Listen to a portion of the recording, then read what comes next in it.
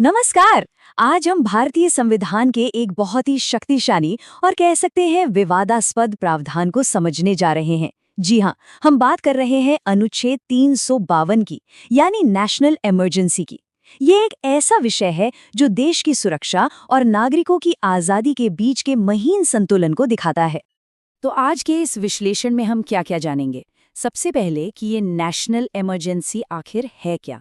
फिर देखेंगे कि इसे लागू करने की प्रक्रिया क्या है।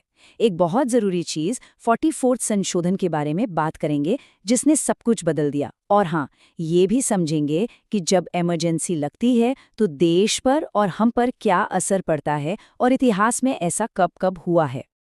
चलिए शुरू करते हैं। तो राष्ट्रीय आपातकाल आखिर है क्या। देखिए, ये कोई आम कानून नहीं है। ये एक असाधारण, एक एक्स्ट्रा ऑर्डिनरी कदम है जिसे सरकार सिर्फ और सिर्फ बहुत ही गंभीर संकट के समय उठा सकती है।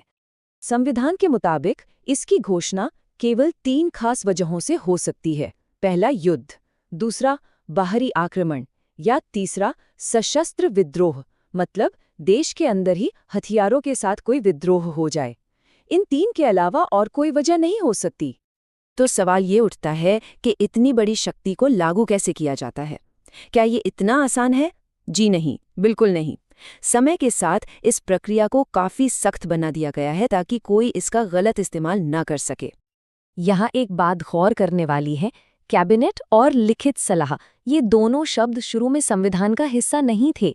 इन्हें बाद में 44वें संशोधन के जरिए जोड़ा गया, जिस पर हम अभी आगे और बात करेंगे। ये एक बहुत बड़ा बदलाव था।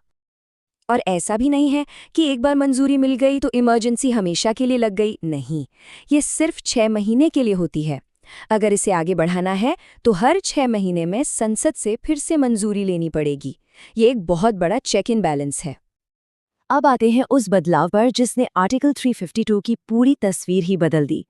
साल 1975 में जो इमरजेंसी लगी थी, उसने हमारे लोकतंत्र पर बहुत गहरा असर डाला। उसी अनुभव से सीखते हुए 1978 में 44वां संवैधानिक संशोधन लाया गया, जिसका एक ही मकसद था, भविष्य में ऐसी शक्तियों का दुरुपयोग रोकना। इस संशोधन में जो सबसे बड़ा बदलाव हुआ वो था शब्दों का बदलाव। पहले आंतरिक अशांति जैसा एक अस्पष्ट, मतलब वेग शब्द था, जिसका कोई भी मतलब निकाला जा सकता था। इसे हटाकर सशस्त्र विद्रोह जैसा ठोस शब्द लाया गया। मतलब अब सिर्फ अंदरूनी गड़बड़ी के नाम पर इमरजेंसी नहीं लगाई जा सकती। इसके अलावा भी कई और सुरक्षा कवच जोड़े गए। जैसे अब सिर्फ प्रधानमंत्री की सलाह काफी नहीं, पूरी कैबिनेट की लिखित सलाह जरूरी है। संसद से मंजूरी का समय 2 महीने से घटाकर 1 महीना कर दिया गया। और सबसे जरूरी, अब सिंपल मेजॉरिटी नहीं बल्कि स्पेशल मेजॉरिटी चाहिए। मतलब सदन की कुल संख्या का बहुमत और साथ ही मौजूद और वोट करने वाले सदस्यों का 2/3 बहुमत। ये प्रक्रिया को काफी मुश्किल बना देता है। अच्छा, तो जब इमरजेंसी लग जाती है तो असल में होता क्या है? इसका असर बहुत गहरा और दूर तक होता है, जो देश के शासन से लेकर आम नागरिक की जिंदगी तक को बदल देता है। देखिए, इमरजेंसी के दौरान हमारा जो संघीय ढांचा है, यानी केंद्र और राज्यों के बीच शक्तियों का बंटवारा, वो लगभग खत्म हो जाता है। सारी ताकत केंद्र सरकार के हाथ में आ जाती है। संसद राज्यों के विषयों पर भी कानून बना सकती है। यहाँ तक कि लोकसभा का कार्यकाल भी 1-1 साल करके बढ़ाया जा सकता है। और नागरिकों पर जो सबसे सीधा असर पड़ता है वो है मौलिक अधिकारों पर। जैसे ही युद्ध या भारी आक्रमण के आधार पर इमरजेंसी लगती है, आर्टिकल 19 के तहत मिलने वाली आज़ादियाँ, जैसे बोलने की आज़ादी, कहीं भी आने जाने की आज़ादी, ये सब अपने आप सस्पेंड हो जाती हैं। लेकिन बहुत बड़ा है, 44वें संशोधन के बाद ये तय कर दिया गया कि चाहे कुछ भी हो जाए, आर्टिकल 20 और 21 कभी भी सस्पेंड नहीं होंगे। यानी जीवन और व्यक्तिगत स्वतंत्रता का अधिकार और अपराधों के लिए दोष सिद्धि के संबंध में संरक्षण, ये 2 अधिकार किसी भी हाल में नहीं छीने जा सकते। ये एक बहुत बड़ी गारंटी है।